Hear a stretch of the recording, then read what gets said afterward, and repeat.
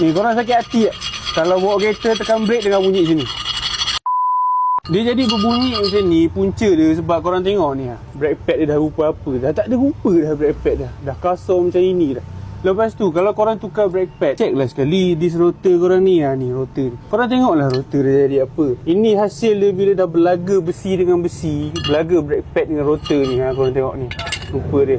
Ni pun dah kasar dah pegang tak rasa apa. Dia sepatutnya licin macam ni Kereta ni okey lagi.